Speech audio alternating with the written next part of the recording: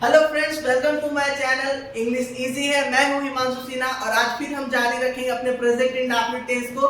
पिछले क्लास में मैंने आपको सिर्फ अफर्मेटिव के बारे में बताया कि अफर्मेटिव के वाक्यों को कैसे हम अंग्रेजी में अनुवाद करते हैं। आज हम बताने जा रहे हैं आपको कैसे हम प्रेजेंट इंडेफिनिट का नेगेटिव और इंट्रोगेटिव प्लस नेगेटिव वाक्यों को इंग्लिश में अनुवाद करेंगे। ओके, तो पहले बात करते हैं नेगेटिव का। कैसे हमें पता चलेगा कौन सा सेंटेंस नेगेटिव कहलाता है? तो नेगेटिव कहने का मतलब है कि हम उस वाक्य में नहीं का प्रयोग कर देंगे। तो किस वाक्य, कोई भी वाक्य हो, जैसे मैं एक शिक्षक हूँ बोल रहा हूँ ना, तो ये अफर्मेटिव है। मैं एक शिक्षक नहीं हूँ, नहीं लगा दिया, मतलब ये क्या बन गया? नेगेटिव बन गया। प्रेजेंट इंडेफिनिट जैसा कि आपको पता है कि उस वाक्य में ता है, ती है, ते है लगता है ना, तो वो प्रेजेंट इंडेफिनिट का है। और उसी वाक्य में अगर हम नहीं लगा दिए तो मतलब वो प्रेजेंट इंडेफिनिट का नेगेटिव का वाक्य है। जैसा कि आप देख सकते हैं, वे लोग मेरी मदद नहीं करते हैं, तो यहाँ पे करते हैं लग गया, मतलब ये प्रेजेंट इंडेफिनिट का है। और नेगेटिव कैसे शो कर रहा है? तो इसमें नहीं लग गया तो ये नेगेटिव शो कर रहा है। कैसे बनाते हैं? तो यहाँ पे रूल लिखा हुआ है कि सब्जेक्ट के साथ हम या तो डोंट का यूज करेंगे या तो डजंट का यूज करेंगे, उसके बाद गिवन और ऑब्जेक्ट लगाएंगे। तो अब यहाँ पे आपको चुनना पड़ेगा सब्जेक्ट के अनुसार कि किसके साथ डोंट लगता है, किसके साथ डजंट। तो पिछले क्लास में जैसा कि मैंने आपको बताया था ना कि किसके साथ V1 लगता है और किसके साथ V5 लगता है। V1 किसके साथ लगता है? तो I, we, they, you plural के साथ लगता है, और हमारा V5 he, she, it, name singular के साथ लगता है। ये मैं बताया था, अगर आपको याद होगा तो अच्छा है, नहीं याद है तो एक बार वीडियो फिर से देख लीजिएगा। और अब बात करते हैं ना कि हम यहाँ पे आपको क्या याद रखना पड़ेगा ऐसे भी कि डू डज का भी अलग से रूल होगा? नहीं, वैसा कुछ नहीं है। आपको बस इतना याद है ना कि किसके साथ V1 लगता है, किसके साथ V5, तो उसी में आप माइंड में रख लीजिए कि जिसके साथ V1 लगता है उसी के साथ डू लगेगा, और जिसके साथ V5 लगता है उसी के साथ डज लगेगा। बस यहाँ पे क्लियर हो गया हमारा डू डज किसके साथ लगेगा। ओके, तो यहाँ पे जैसे वे लोग है ना, वे लोग का क्या होता है? दे। अब दे के साथ V1 लगता है, मतलब क्या लगेगा हमारा? डू। डू मतलब पहले मतलब डोंट, आपको नॉट भी लगाना है। ओके, तो डोंट, तो दे डोंट। अब मदद करना क्या होता है? वर्ब लगाना है। मुझे मदद करना का होता है हेल्प, और मेरा क्या होगा? मी। तो दे डोंट हेल्प मी हमारा हो गया वे लोग मेरी मदद नहीं करते हैं। अब वह झूठ नहीं बोलती है, वह का क्या होता है? ही भी होता है, सी भी होता है, लेकिन बोलती बोल रही इसलिए शी होगा। अब शी के साथ V1 की V5 लगता है, मतलब इधर भी ध्यान रखना, V5 मतलब डज। ओके, तो हम शी के साथ क्या लिखेंगे? डजंट। तो शी डजंट हो गया। अब बोलना का क्या होता है? झूठ बोलना का वैसे पूरा हमारा क्या होता है? टेल अ लाई।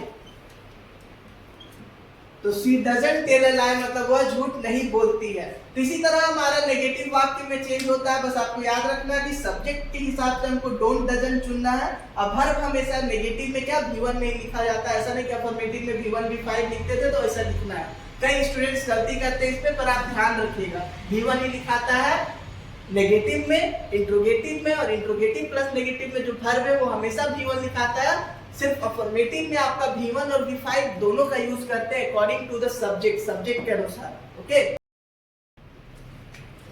अब हम बात करते हैं हमारा इंट्रोगेटिव सेंटेंस के बारे में। ओके, प्रेजेंट इंडेफिनिट का इंट्रोगेटिव सेंटेंस के बारे में। तो इंट्रोगेटिव सेंटेंस क्या होता है? तो जब हम किसी से कंफर्म होते हैं ना कि वो चीज होता है कि नहीं होता है, तो वो इंट्रोगेटिव कहलाएगा प्रेजेंट इंडेफिनिट का। जैसे मैं पूछ लिया क्या तुम अंग्रेजी सीखते हो, तो मतलब हम पूछ रहे क्या ये चीज होता है कि नहीं। तो क्या लगाकर हम जब प्रेजेंट इंडेफिनिट से बोले ना वाक्य को, तो वो क्या हो जाता है? हमारा इंट्रोगेटिव हो जाता है। इंट्रोगेटिव को कैसे हम चेंज करते हैं? तो यहाँ पे उसका भी रूल लिखा हुआ है। मेन आप बस रूल याद रखेंगे ना, और ये जो एक चीज है आपको याद रखना होगा, ठीक है? इसके साथ V1 लगता है और किसके साथ V5 लगता है, बस। और डू डज फिर उसी के साथ लगता है, जिसके साथ V1 उसी के साथ डू, और जिसके साथ V5 उसी के साथ डज। ये याद रखेंगे, काफी है। तो जैसा कि आप देख सकते हैं, इंट्रोगेटिव बनाने के लिए हमारा रूल क्या है कि हम डू डज यूज करेंगे, डू अथवा डज यूज करेंगे, फिर सब्जेक्ट लगाएंगे V1, ऑब्जेक्ट और क्वेश्चन मार्क, ठीक है? तो आप देखें हमको डू डज कैसे लगाएंगे, तो हमको सब्जेक्ट पता रहना चाहिए हम क्या बोल रहे हैं। तो जैसे यहाँ पे सब्जेक्ट राजू है और यहाँ पे क्या है? तुम। तो हमारा यू लिख दिए ना। अब यू के साथ डू की डज, तो यू के साथ देखेंगे आप डू है, तो बस उस डू को आगे लगा देना है। तो डू यू हो गया। तो डू यू, जुआ खेलना क्या होता है? गैम्बल। डू यू गैम्बल, क्या तुम जुआ खेलते हो? तो डू यू गैम्बल। क्या राजू अंग्रेजी बोलता है? तो राजू है, राजू नेम है तो राजू लिख लिया। अब राजू नेम है मतलब डज होगा, यहाँ पे देख सकते हैं नेम के साथ डज होता है, तो डज पहले लिख दिए। तो डज राजू अंग्रेजी बोलना, बोलना क्या होता है स्पीक, और अंग्रेजी का क्या इंग्लिश। तो डज राजू स्पीक इंग्लिश, हमारा क्या हो गया, क्या राजू अंग्रेजी बोलता है, इसका इंट्रोगेटिव ये हो गया हमारा डज राजू स्पीक इंग्लिश। तो इस तरह से हम इंट्रोगेटिव का बनाते हैं। डू डज हम कैसे तय करेंगे, सब्जेक्ट के अनुसार, उसके बाद V1 ही लगाएंगे जैसा कि मैंने बताया ही था, और फिर ऑब्जेक्ट और क्वेश्चन मार्क। ओके, अब बात करते हैं हम इंट्रोगेटिव प्लस नेगेटिव का। Interrogative plus negative sentence is not very much difficult. अगर आपको इंट्रोगेटिव समझ आ गया तो इंट्रोगेटिव प्लस नेगेटिव में आप देखेंगे, अगर मैंने 2 रूल लिखा, आप दोनों में से किसी को फॉलो कर सकते हैं, बस समझा देता हूँ क्या। जैसे स्पोकन में क्या होता है ना, डू नॉट का डोंट कर देते हैं, डज नॉट का डजंट कर देते हैं, है ना। तो बस हमको क्या है, पिछले वाले रूल में बस डू डज था ना, इसमें बस डोंट डजंट है। या फिर माने तो डू डज ही है पर सब्जेक्ट के बाद नॉट लगाएंगे ना, क्योंकि इंट्रोगेटिव प्लस नेगेटिव में क्या आपको दिख रहा है कि उस सेंटेंस में क्या भी लगा हुआ है और नहीं भी लगा हुआ है। तो नहीं के लिए मुझे नॉट लगाना होगा, तो या तो हम डू नॉट का डोंट डजंट कर दे, डज नॉट का डजंट कर दे, या फिर हम डू डज लिख के सब्जेक्ट के बाद नॉट को लगा दे। हमारे पास दोनों ऑप्शन है, तो मैं इसको ज्यादा प्रीफर करता हूँ, फर्स्ट वाला डोंट या doesn't plus subject plus V1 plus object plus question mark वाला, क्योंकि इसको बोलने में बड़ा सरल होता है। ठीक है, बस जल्दी आप बोल सकते हैं। स्पोकन में बहुत ज्यादा यूज होता है आपका फर्स्ट वाला, पर रिटेन में अभी भी वैल्यूएबल यही है।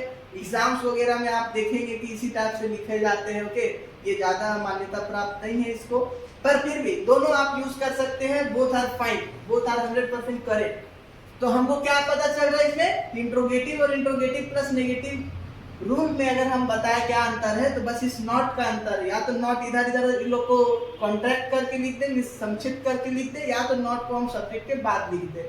बस इतना सा फर्क है इंट्रोगेटिव और इंट्रोगेटिव प्लस नेगेटिव में। तो क्या हम लोग समय पर नहीं पहुंचते हैं, तो हम लोग का वी होता है, मतलब उधर वी डू की तरफ है, तो क्या लिखेंगे, डोंट वी।